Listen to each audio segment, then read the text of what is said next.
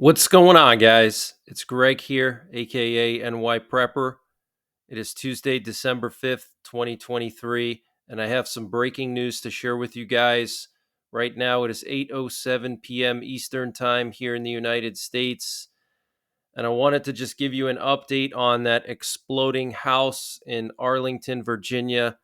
So, this guy right here is apparently a suspect in this exploding house incident. His name was James Yu, and apparently he died at the scene. And he had a lot of hatred for police and government and neighbors. So apparently, this was the guy at that house when it exploded. And there's no other information about possible motives just yet, but I wanted to just update you guys on that. And here we have the latest situation over the Middle East. We have a U.S. reconnaissance plane and a sub-hunter plane patrolling the coast of Israel and Lebanon. We have a U.S. sub-hunter plane patrolling the Strait of Hormuz, and we have U.S. aerial refuelers flying over northern Iraq. And here's a closer look at the U.S. reconnaissance plane patrolling the coast of Israel and Lebanon. And the sub-hunter plane is also here too. So we have some very concerning information coming out from the FBI director, Christopher Wray, and he's very concerned about terror attacks here on U.S. soil. And he said that what's happening right now is very similar to right before 9/11. So he said today, I've never seen a time where all the threats or so many of the threats are all elevated all exactly at the same time. And he was asked by Senator Lindsey Graham to compare now to before 9/11. And he said that it's basically as bad as before 9/11. So I'm going to play this video clip from the Senate hearing earlier today so you can hear for yourself what he had to say. So what I would say that is unique about the environment that we're in right now in my career is that while there may have been times over the years where individual threats could have been higher here or there than where they might be right now, I've never seen a time where all the threats or so many of the threats are all elevated all at exactly the same time. That's what makes this environment that we're in now so fraught, and why funding our men and women who are working shoulder to shoulder with state and local law enforcement and other partners every day makes it even more important, not less. So, blinking red lights analogy about 9/11, all the lights were blinking red before 9/11. Apparently, obviously, all of us missed it. Would you say that there's multiple blinking red lights out there? I see blinking lights everywhere I turn. Wow. So, pretty ominous words there from the FBI director. And we also have a European top official, Yelava Johansson. She's the Commissioner of European Home Affairs, warned the EU faces a huge risk of terrorist attacks during the holiday season. Johansson announced an additional $30 million for enhanced security, emphasizing the need to monitor threats and propaganda closely. So that's pretty concerning. So looks like Europe and the U.S. are on high alert right now for possible terror attacks. We had that situation in Niagara Falls before Thanksgiving on Thanksgiving Eve. We've had stabbing attacks in multiple areas in Europe and the U.S. We've had bombs and bomb-making material found at somebody's house in Philadelphia the other day, and now this exploding house situation. So be on high alert, guys. This coming holiday season, be on high alert, okay? Avoid mass gatherings if you can, okay? I'm very concerned about New Year's. I'm very concerned about Christmas and Hanukkah, especially in the big cities. So avoid those types of mass gatherings if you can. If your work requires you to travel to a big city frequently, you need to make sure you have certain things like an emergency medical kit and a bug out bag on your person.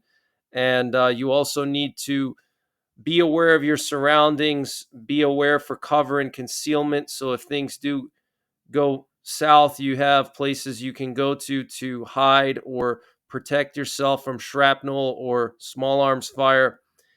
So, very, very serious times we're living in, guys. We have wars all over the world now.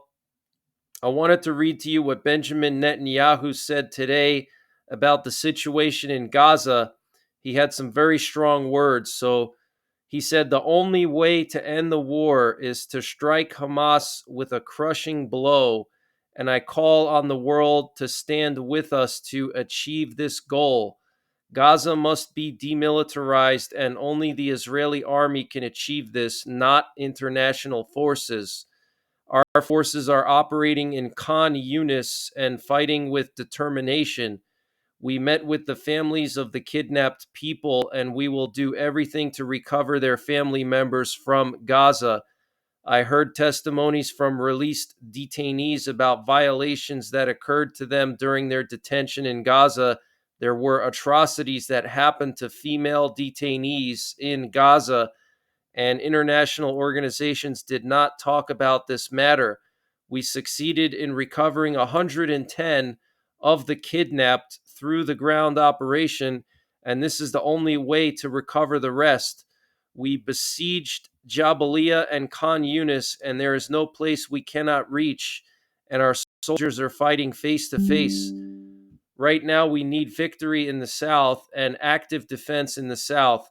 I think and I thought, and I continue to think that this is the way to bring about the result we are looking for. We set a budget for an entire month worth 30 billion shekels to cover the needs of the war and its repercussions, which is a large budget. So, strong words there from Benjamin Netanyahu. Okay, he said the only way for the war to end is to demilitarize Gaza. He confirmed that Israeli forces are operating in southern Gaza right now in Khan Yunis. And he said they allocated 30 billion shekels to cover the war. That's a massive amount of money. Okay. And we also had an official statement released by the leader of Hamas, Osama Hamdan. He said, the enemy continues to bomb us with shameless American support and international failure for the 60th day in a row. The occupation's horrific massacres against defenseless civilians reveal its retaliatory behavior due to the extent of the losses. The American administration bears responsibility for the massacres due to its supply of weapons to the occupation. The Israeli massacres are not limited to the Gaza Strip, but include the West Bank and Jerusalem. There are no safe areas in all of the Gaza Strip, despite American claims and promotion of the occupation. The occupation will not succeed in uprooting us from our land and displacing us despite all the massacres. We warn against all plans to displace our people in the Gaza Strip. What Netanyahu and the Israeli army are doing is a prelude to defeating him and holding him accountable as a war criminal. Netanyahu has not been able to extract an image of a political or military victory for 60 days. There will be no negotiations unless the aggression against Gaza is stopped, and we hold Netanyahu responsible for the lives of the detainees. Al-Aqsa Mosque is a purely Islamic site that extremist Israeli groups will have no right to. Anyone who obstructs the arrival of aid to Gaza and is an accomplice in the crime. We call on the UN, RWA, and the health organization to assume their responsibilities in continuing to provide aid. So some pretty strong words there from the leader of Hamas, basically saying no peace until Israel stops their campaign, which we know is not going to happen. And he said that the Al-Aqsa Mosque, which is the Temple Mount, belongs to the Islamic people, which is a very strong thing to say. We have the head of the Israeli Defense Forces Southern Command, Major General Yaron Finkelman, saying that the IDF ground troops have entered the heart of Khan Yunis in southern Gaza, and at least 4 soldiers of the Lebanese army have reportedly been injured and one severely after an Israeli tank fired at their position in southern Lebanon near the town of Al Adisa, and it was basically an accident. They thought it was a Hezbollah position, but it was actually a Lebanese army position, and the Israeli military has since issued an apology. And here we have a video that's been circulating on social media showing the Israeli military flooding the tunnels in Gaza. These are the Hamas tunnel systems. And you can see in this video seawater coming in. So I'll play it. And this update was sponsored by Patriot Supply. Guys, they have brought back their 25% discount on their 3-month emergency food supply. And to get the discount, you have to use the link preparewith.nyprepper.com. And the link is in the description below this video. And this 3-month emergency food supply has a 25-year shelf life, and it's all contained within 6 rugged, watertight buckets, so it doesn't take up a lot of space. Pretty much anyone can find the space in their home to fit 6 buckets, and it'll cover you for 3 months. And it's a variety of food, lunches, breakfasts, dinners, drinks, snacks, free shipping included, 25% off their normal price. Use the link preparewithnyprepper.com to get the discount. They also have a 2-week emergency food supply, which is excellent for outdoorsmen or people who go vehicle camping. You don't have to worry about rotating anything. You don't have to worry about your preps going bad. Just store this stuff in a temperature stable location, not too cold, not too hot, stable throughout the year, and it will last 25 years. They also have a general store. If you click the My Patriot Supply logo at the top of the page when you get to preparewithnyprepper.com, it'll take you to their general store where they have everything you can imagine, from potassium iodide to water filters, solar generators, solar panels, survival seeds, fire starters, anything you can imagine, it's all there. So use the link preparewithnyprepper.com to get 25% off of the My Patriot Supply 3-month freeze-dried food supply. And the link is in the description below this video for you.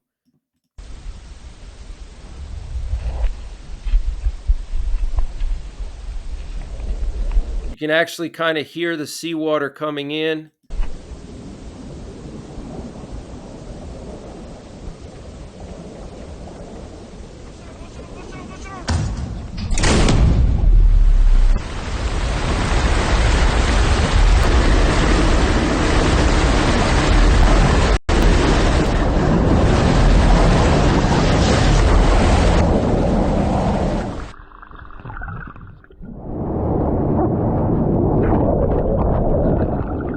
So apparently Israel is starting to flood the tunnels in Gaza.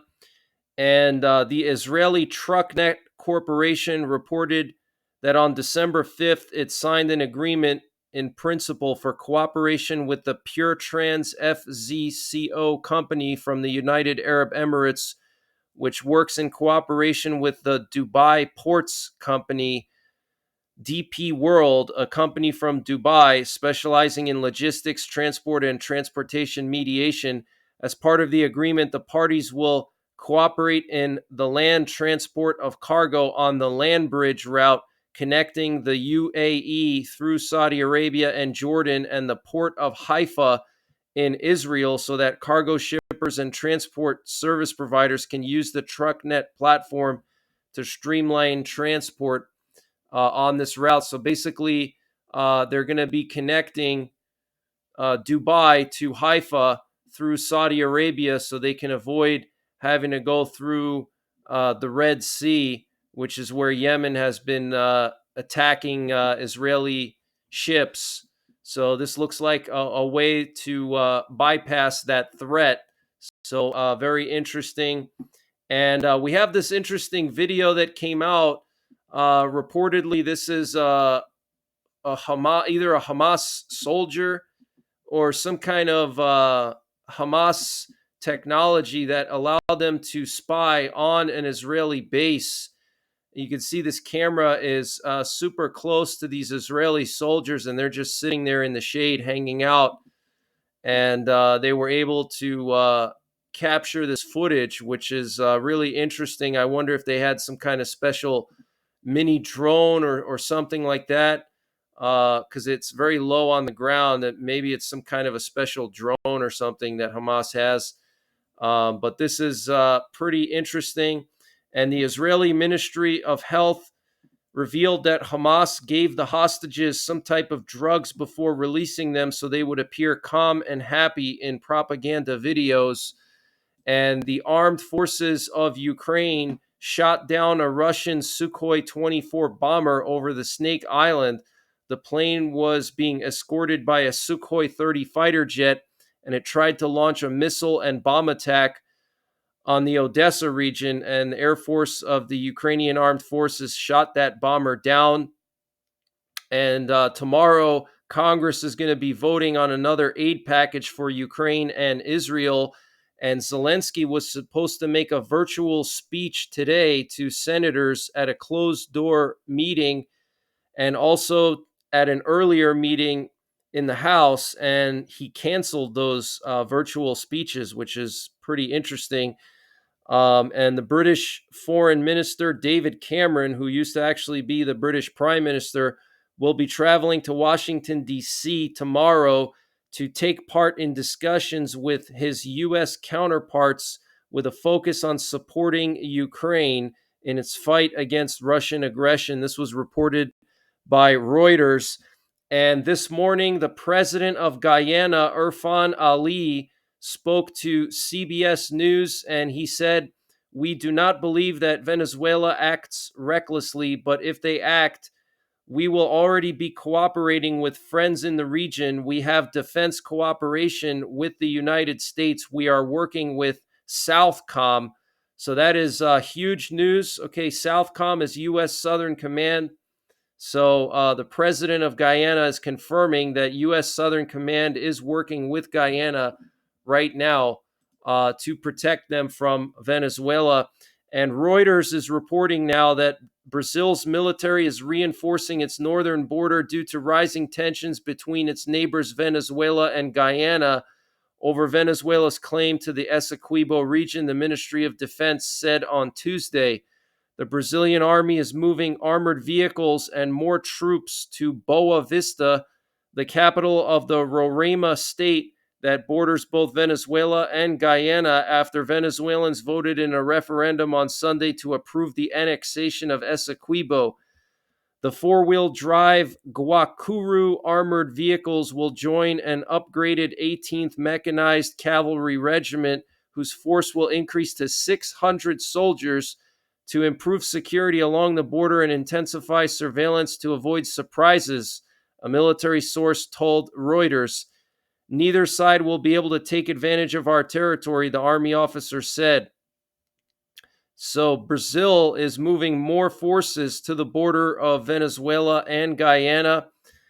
And we have the first humanoid robot factory about to open in Salem, Oregon, a factory planning to pump out 10,000 two-legged robots a year is taking shape in Salem, Oregon, the better to help Amazon and other giant companies with dangerous hauling, lifting, and moving. Agility Robotics says that its RoboFab manufacturing facility will be the first to mass produce humanoid robots, which could be nimbler and more versatile than their existing industrial counterparts. Beijing recently announced a goal of mass producing humanoid robots by 2025. Agility Robotics, which makes a bot named Digit that's being tested by Amazon, plans to open RoboFab early next year, inaugurating what CEO Damian Shelton calls the world's first purpose-built humanoid robot factory. So I guess they're going to use these robots to probably sort packages and stuff like that at the Amazon warehouses. But we're getting one step closer to the Terminator scenario, guys. Okay, we already have the U.S. Department of Defense confirming that they're planning to upload AI onto our new nuclear bombers, the B-50, the B-21s. Okay, so very, very concerning. And Mark Zuckerberg's company Meta is going to be laying off 13% of its staff, or more than 11,000 employees. In a letter to employees Tuesday, he wrote, "Today I'm sharing some of the most difficult changes we've made in Meta's history. I've decided to reduce the size of our team by about 13% and let more than 11,000 of our talented employees go. We are also taking a number of additional steps to become a leaner and more efficient company by cutting discretionary spending and extending our hiring freeze through Q1." So layoffs at Facebook, I mean, it's just another sign that our economy is getting worse and worse. And here we have a picture of a Chinese base in Cambodia, and it looks like this base is now fully operational. So this is very, very concerning. This is the Ream Naval Base in Cambodia. So that's the latest information that I have, guys. I will continue to update you on the latest. I'll be doing another update tomorrow.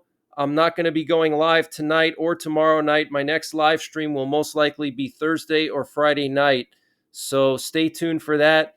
And other than that, take care. God bless. And don't forget the 3 Ps: prepare, practice, and persevere.